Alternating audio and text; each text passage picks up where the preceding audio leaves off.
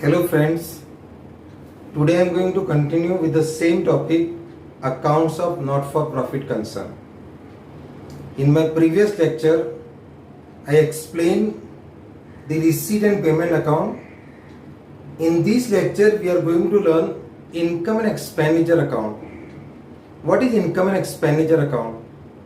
This account is similar to the profit and loss account. In a trading concern, we used to prepare trading and profit and loss account, and in that we used to compare direct expenses and direct incomes, indirect expenses and indirect incomes, and at last we were receiving either net profit or net loss. But in case of NPO, we are not having any such classification. We are having revenue incomes and revenue expenses. That is, we have normal expenses and incomes. There is no classification. So these expenses and incomes we are comparing in an account which is known as income and expenditure account. So income and expenditure account is similar to the profit and loss account. Now income and expenditure account is a nominal account.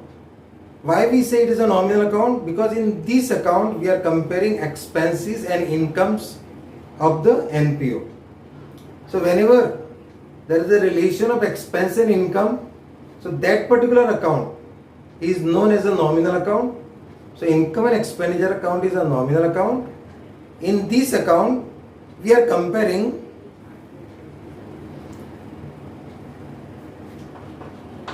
revenue expenses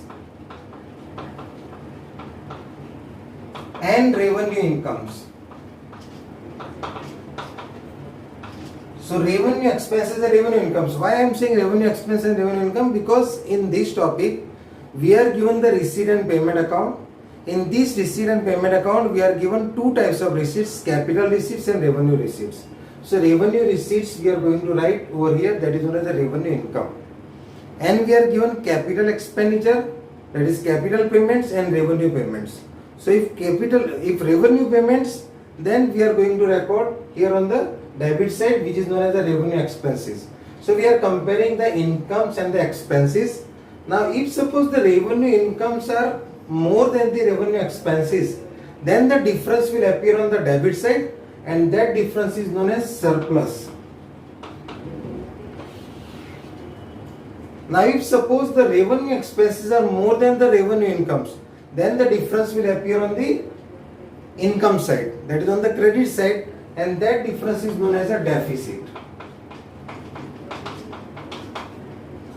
Now whatever account we are preparing here, in this account we are comparing the revenue expenses and revenue incomes for a specific period.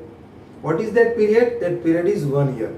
We can prepare for 3 months also, we can prepare for 6 months also, but normally we are preparing this account at the end of 1 year. So it is giving us the result of 1 year. At the end of 1 year, what is the surplus and what is the deficit of our financial activities, that we are able to know from this particular account. So let us have a look at the definition. We are having income expenditure account is an account.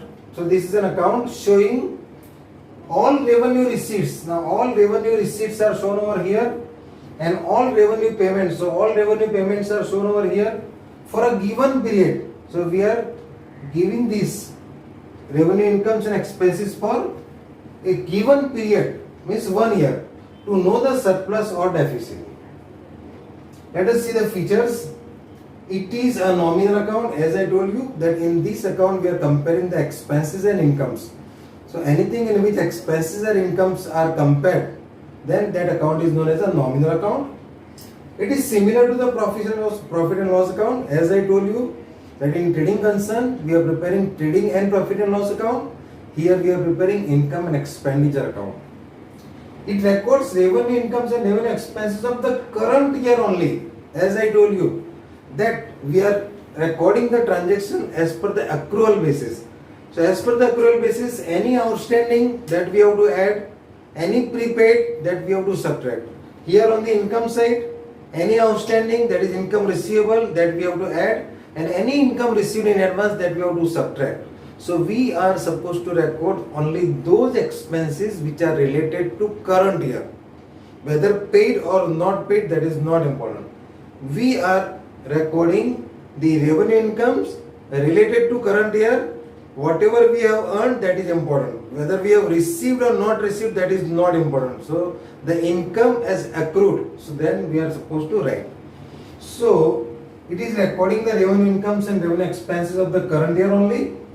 It includes cash and non-cash items. Now just like receipt and payment account, there only the cash transactions were recorded, receipt of cash and payment of cash. But in income and expenditure account, it is not like that. We are recording cash as well as non-cash items. It means salary is paid, so salary is a cash transaction. Depreciation on asset, it is a non-cash, so that also we are supposed to record. So it is recording not only the cash transactions, but it records both cash as well as non-cash transactions. Because we are interested to know the surplus or deficit. So that is why we have to consider whether the amount is paid or not paid. But the transaction has taken place, and that is why it should be brought into the books of account by way of adjustments. So mostly the non-cash transactions are brought by way of adjustments. And it is prepared to know the surplus or deficit, that is already clear. And it is always accompanied by balance sheet. Just like in trading account, just like in trading concern, profit and loss account is always accompanied by balance sheet. In the same way, here income and expenditure account is always accompanied by balance sheet. After completing this income and expenditure account, we are going to prepare the balance sheet, and in this balance sheet we are going to record the liabilities of the organization and the assets of the organization. So it should always follow, that is income and expenditure account is always accompanied by the balance sheet. Okay?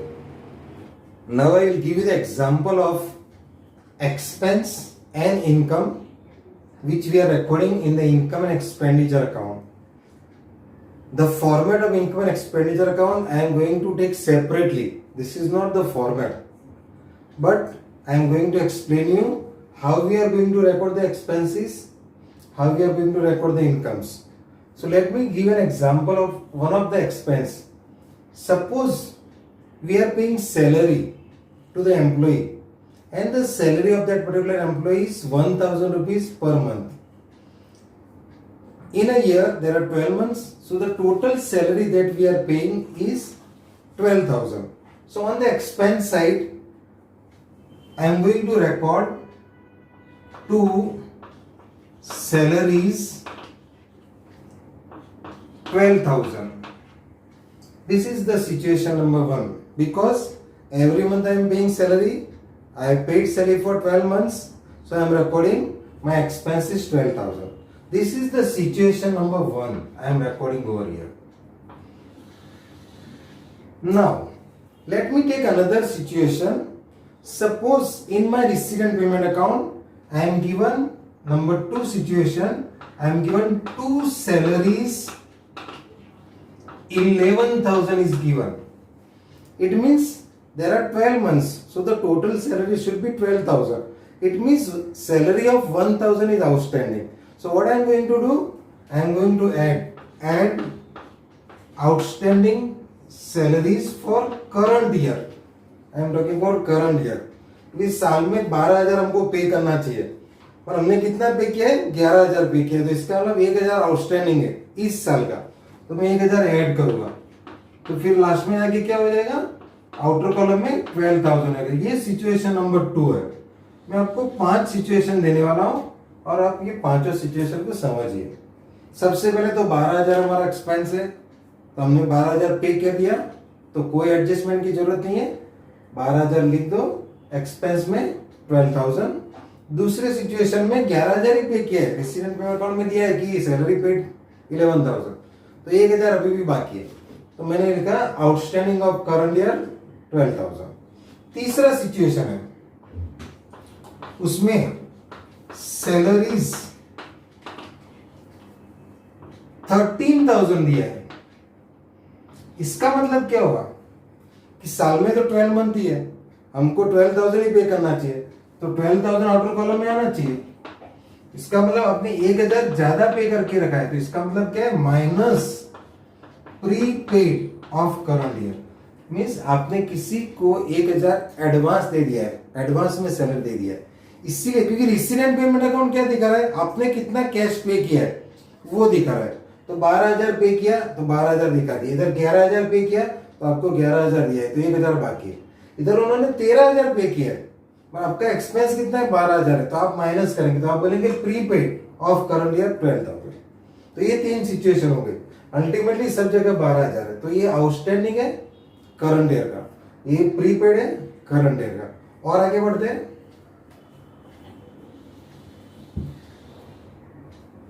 Situation number 4, to salaries 14,000। आपने आपके resident payment account में आपने salary 14,000 पे किया है, actually आपको कितना पे करना चाहिए, 12,000 पे करना है, तो मैं 12,000 लिख रहा हूं। अब मैं एक दूसरा एजम्पशन लगाता हूं कि करंट ईयर का कुछ भी आउटस्टैंडिंग में नहीं है और प्रीपेड भी नहीं है। ये एक आपको एजम्पशन लगाना पड़ेगा कि करंट ईयर में कोई भी आउटस्टैंडिंग सैलरी नहीं है, कोई भी प्रीपेड सैलरी नहीं है, तो आपको 14,000 दिया है, तो 14,000 आपने क्यों पे किया, 14,000 आपने इसलिए पे किया कि 2,000 लास्ट ईयर का पे करने का बाकी है, इसका मतलब ऐसा हुआ। मैं अज्यूम करता हूं कि करंट ईयर का कुछ भी आउटस्टैंडिंग में नहीं है, प्रीपेड ही नहीं है, मगर आपको रेसिडेंट पेमेंट अकाउंट में दिया है कि आपने 14,000 पे किया, इसका मतलब ये है कि 2,000 लास्ट ईयर का आउटस्टैंडिंग था वो भी आपने पे किया है। तो 14,000 जो पे किया उसमें से आप माइनस करेंगे आउटस्टैंडिंग ऑफ लास्ट ईयर 2,000। तो ये हो गया situation number 4। Situation number 5, two salaries आपको दिया है 10,000। इधर भी मैं आपको एक चीज अज्यूम करता हूं कि भाई करंट ईयर का कुछ भी आउटस्टैंडिंग नहीं है, कुछ भी प्रीपेड नहीं है, तो आपने कितना सैलरी पे किया है, 10,000, आपको कितना पे करना चाहिए था, 12,000, मगर करंट ईयर में कुछ भी आउटस्टैंडिंग नहीं है, कुछ भी प्रीपेड नहीं है, तो आउटर कॉलम में कितना आएगा, 12,000 आएगा। तो इसका मतलब लास्ट ईयर आपने किसी को एडवांस दिया होगा 2,000, तो वो 2,000 एडवांस और इस साल का 10,000, टोटल मिलके आपका 12,000 हो गया। तो इसका मतलब क्या है, आपको ऐड करना होगा, add prepaid of last year, कितना, 2,000। तो आप ये सिचुएशंस देख रहे हैं, हर एक सिचुएशन में ये जो 2 सिचुएशन है 4 और 5 नंबर की, ये लास्ट ईयर की है, और सिचुएशन 2 और 3 है वो करंट ईयर की है। तो करंट ईयर के रूल याद रखो, outstanding is added, so outstanding is added and prepaid is subtracted, that is a normal rule. Now for the other year, other than the current year, if anything is outstanding or prepaid, then the rule is opposite. Here outstanding I am adding, so outstanding I am subtracting. Here prepaid I am subtracting, so here prepaid I am adding. That is the opposite rule. Okay, so with the help of this particular example, you have to understand the nature of outstanding expense for the current year, outstanding of the last year, prepaid of the current year and prepaid of the last year. Okay, same way I am going to explain you the income. So now let us take with the example of subscription. So my first situation here is by subscription. समझो कि मेरे 10 member है और हर एक member का subscription 1,000 है। कितने member है, 10 मेंबर है, और हर एक मेंबर का सब्सक्रिप्शन है 10,000। कितना मिलना चाहिए मुझे, 10,000 मिलना चाहिए। रिसीट एंड पेमेंट अकाउंट में रिसीट साइड पे सब्सक्रिप्शन का अमाउंट कितना लिखा है, 10,000। मीन्स कुछ भी प्रॉब्लम नहीं है, इधर इनकम साइड में मैं 10,000 लिखूंगा, कोई एडजस्टमेंट की जरूरत नहीं है। ओके, अब सिचुएशन नंबर 2, बाय सब्सक्रिप्शन।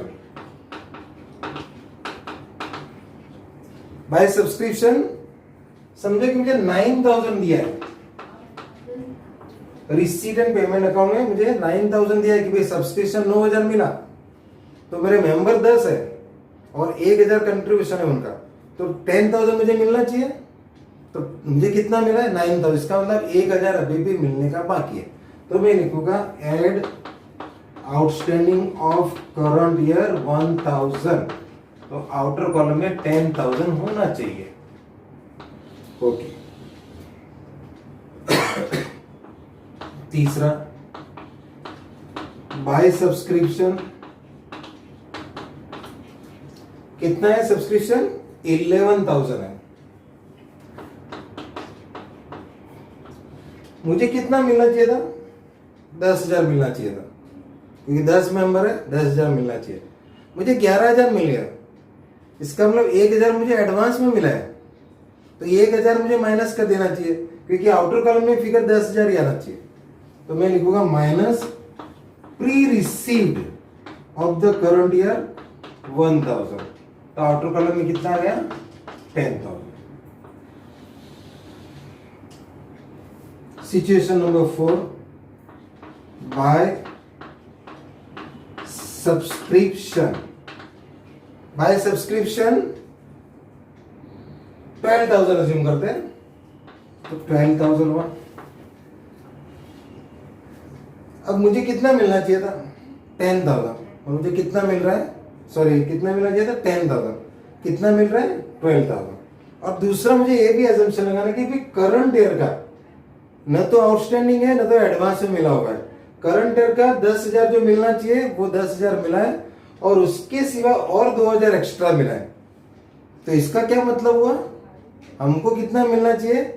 कुछ भी आउटस्टैंडिंग नहीं है, कुछ भी प्री रिसीव नहीं है, 10,000 मिलना चाहिए, हमको 12,000 मिला। इसका मतलब कि लास्ट ईयर का 2,000 बाकी होगा, तो वो 2,000 को माइनस करो, तो लास्ट ईयर का आउटस्टैंडिंग होगा 2,000 जो इस साल मिला है।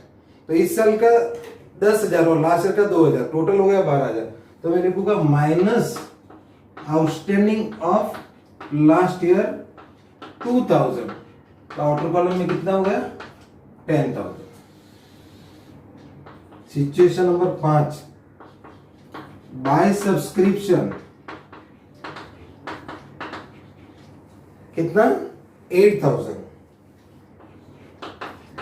चलो, इधर भी मैं एजम्पशन लगाता हूं। क्या है मेरा एजम्पशन? कि भाई करंट ईयर में कुछ प्रॉब्लम ही नहीं है, करंट ईयर का 10,000 मिलना चाहिए, 10,000 दे दिया लोगों ने। मगर बाय सब्सक्रिप्शन 8,000 दिया हुआ है, टोटल मुझे कितना मिलना चाहिए था? 10,000 मिलना चाहिए था, तो मैं इधर लिखूंगा 10,000। तो 2,000 कब मिला था मुझे? दो लोगों ने एडवांस में दे दिया था लास्ट ईयर, तो लास्ट ईयर किसी ने एडवांस में 2,000 दे दिया था, तो बाकी के लोग जो 8 लोग हैं वो 8,000 इस साल देंगे, तो टोटल हो गया 10,000। तो इसका मतलब क्या है? ऐड मुझे कितना मिला है? 8,000, और 2,000 जो पहले मिला था pre received in the last year for current year, तो ये हो गया 10,000। तो ये टोटल 5 सिचुएशन है। इसमें भी ये दो जो सिचुएशन है वो करंट ईयर का है, और ये जो सिचुएशन है वो लास्ट ईयर का है। नॉर्मल रूल क्या है? कोई भी चीज आउटस्टैंडिंग है तो आप ऐड करते हैं, तो outstanding is added and pre received is subtracted, that is a normal rule. Same इधर भी है, outstanding is added whether it is income और expense, any outstanding of the current year is added, so here also it is added, any prepaid subtracted, so pre received subtracted. ये current year का rule है। अब last year का rule क्या है? Subscription last year का जो बाकी था वो आपको इस साल मिलता है, तो आपको 12,000 जो मिला वो 12,000 आपका इनकम नहीं होना चाहिए था, आपका 10,000 ही होना चाहिए, तो 2,000 आपने माइनस किया। तो ऑपोजिट किया, इधर आउटस्टैंडिंग आप ऐड करते, तो इधर आप आउटस्टैंडिंग माइनस करते, इधर प्री रिसीव नॉर्मली माइनस करते, तो इधर प्री रिसीव आप ऐड करते। तो ये फॉर्मूला आपको बराबर समझना है, और अल्टीमेटली यदि आपको समझ में नहीं आएगा तो आपको क्या करना चाहिए? ये जो फॉर्मूला है वो दोनों जगह पे आपको लिखा हुआ है। क्या लिखा हुआ है? प्लस माइनस माइनस प्लस, दोनों में ऐसे ही है, plus minus minus plus, plus minus minus plus.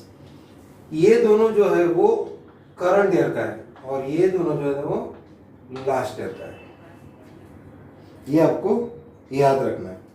वो एक्सपेंस रहेगा ये इनकम रहेगा, ये हिसाब से आपको चलना है। एनी आउटस्टैंडिंग, ये आउटस्टैंडिंग है, प्रीपेड है, ये आउटस्टैंडिंग है, ये प्रीपेड है, ये करंट ईयर का है, ये लास्ट ईयर का।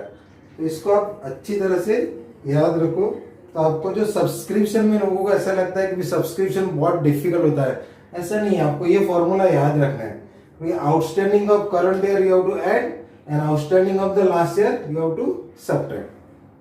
Then pre-receipt of the current year you have to subtract and pre-receipt of the last year you have to add. और एक बार बोल देता हूँ, आउटस्टैंडिंग का मतलब होता है कि इस साल कुछ लोगों ने पैसा नहीं दिया तो हमको ऐड करना चाहिए। प्री रिसीव का मतलब होता है pre receive in the current year, कि कुछ लोगों ने एडवांस में दे दिया है, वो नहीं देना चाहिए था, इसलिए हम उसको माइनस कर देते हैं।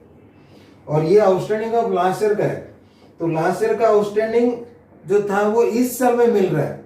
सो outstanding of last year received in the current year, that is the meaning, outstanding of last year received in the current year. And pre received, इस साल का पैसा लास्ट ईयर एडवांस में मिला था, okay, that is the meaning. Current years amount was received in last year, okay, that is the meaning pre received of the last year which was received for a current year. So this is the way you have to remember the formula, and if you remember this formula it will be useful to you to prepare the income and expenditure account. Okay.